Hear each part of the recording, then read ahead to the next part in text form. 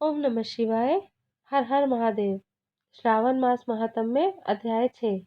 सभी भक्तगण को मेरा नमस्कार। श्रावण मास महात्म्य अध्याय 6। इस अध्याय में सुनिए सोमवार व्रत विधान। सनत कुमार बोले, हे भगवान, मैंने रविवार का हर्षकारक महात्म्य सुन लिया। अब आप श्रावण मास में सोमवार का महात्म्य मुझे बताइए। ईश्वर बोले, हे सनत कुमार, सूर्य मेरा नेत्र है, उसका महात्म्य इतना श्रेष्ठ है, तो फिर उमा सहित सोम मेरे नाम वाले उस सोमवार का कहना ही क्या। उसका जो महात्म्य मेरे लिए वर्णन योग्य है, उसे मैं आपसे कहता हूँ। सोम चंद्रमा का नाम है और यह ब्राह्मणों का राजा है। यज्ञों का साधन भी सोम है। उस सोम के नाम के कारणों को आप सावधान होकर मुझसे सुनिए, क्योंकि यह वार मेरा ही स्वरूप है, अतः इसे सोम कहा गया है। इसलिए यह समस्त राज्य का प्रदाता तथा श्रेष्ठ है। व्रत करने वाले को यह संपूर्ण राज्य का फल देने वाला है। हे विप्र, उसकी विधि सुनिए। मैं आपको विस्तार पूर्वक बता रहा हूँ। 12 महीनों में सोमवार अत्यंत श्रेष्ठ है। उन मासों में यदि सोमवार व्रत करने में असमर्थ हो, तो श्रावण मास में इसे अवश्य करना चाहिए।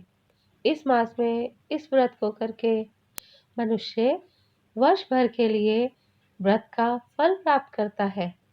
श्रावण में शुक्ल पक्ष के प्रथम सोमवार को यह संकल्प करें कि मैं विधिवत इस व्रत को करूंगा या करूंगी। शिव जी मुझ पर प्रसन्न हो। इस प्रकार चारों सोमवार के दिन यदि 5 हो जाए, तो उसमें भी प्रातःकाल यह संकल्प लें और रात्रि में शिव जी का पूजन करें।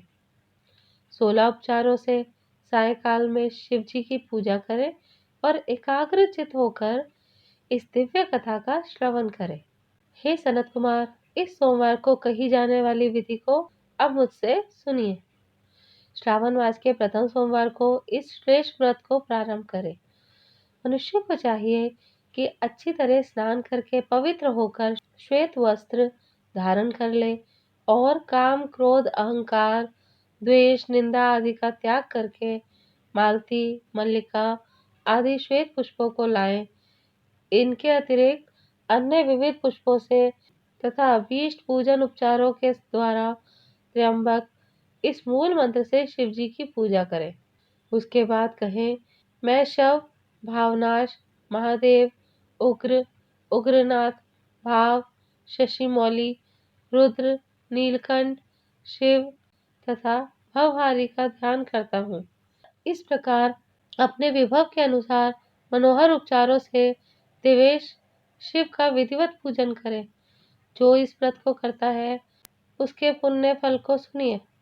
जो लोग सोमवार के दिन पार्वती सहित शिव की पूजा करते हैं, वे पुनरावृत्ति से रहित अक्षय लोक प्राप्त करते हैं। हे सनत कुमार, इस मास में नक्त व्रत से जो पुण्य प्राप्त होता है, उसे मैं संक्षेप में कहता हूँ। देवताओं तथा दानवों से भी अभेद्य 7 जन्मों का अर्जित पाप नक्त भोजन से नष्ट हो जाता है। इसमें संदेह नहीं करना चाहिए। अथवा इस अत्युत्तम व्रत को उपवास पूर्वक करें।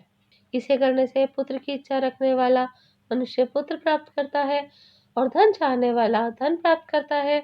वह जिस जिस अभीष्ट की कामना करता है, उसे पा लेता है। इस लोक में दीर्घकालिक वांछित सुख उपभोगों को भोग कर दीर्घकालिक वांछित सुख उपभोगों को भोग कर अंत में श्रेष्ठ विमान पर आरूढ़ होकर वह रुद्र लोक में प्रतिष्ठा प्राप्त करता है। चित्त चंचल है, धन चंचल है और जीवन भी चंचल है। ऐसा समझदार प्रयत्न पूर्वक व्रत का उद्यापन करना चाहिए। चांदी के वृषभ पर विराजमान सुवर्ण निर्मित शिव तथा पार्वती की प्रतिमा अपने सामर्थ्य के अनुसार बनानी चाहिए। इसमें धन की कृपणता नहीं करनी चाहिए। उसके बाद एक दिव्य तथा शुभ लिंग तो भद्र मंडल बनाए तथा उसमें 2 श्वेत वस्त्रों से युक्त एक घट स्थापित करें। घट के ऊपर तांबे अथवा बांस का बना हुआ पात्र रखें। उसके ऊपर उमा सहित शिव को स्थापित करें। मंत्र से शिव की पूजा करें। पुष्पों का मंडप बनाएं तथा उसके ऊपर सुंदर चंदोवा लगाएं।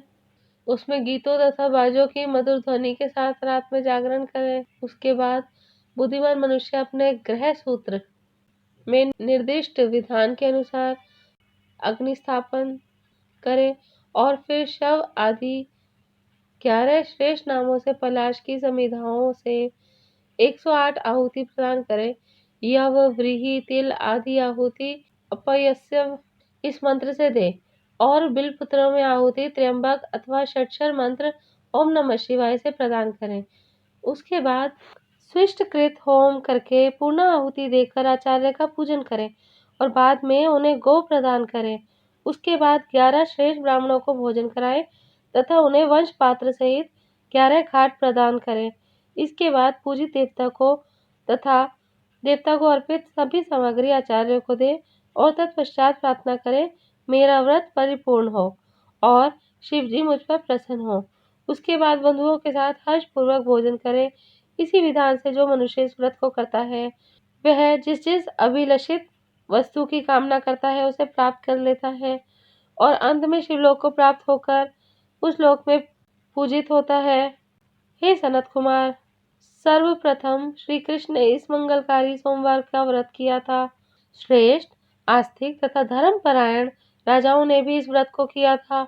जो इस व्रत का नित्य श्रवण करता है वह उस व्रत को करने का फल प्राप्त करता है। श्री स्कंद पुराण के अंतर्गत ईश्वर सनत कुमार संवाद में श्रावण मास महात्म्य में सोमवार व्रत कथन नामक छठा अध्याय पूर्ण हुआ। ओम नमः शिवाय। हर हर महादेव।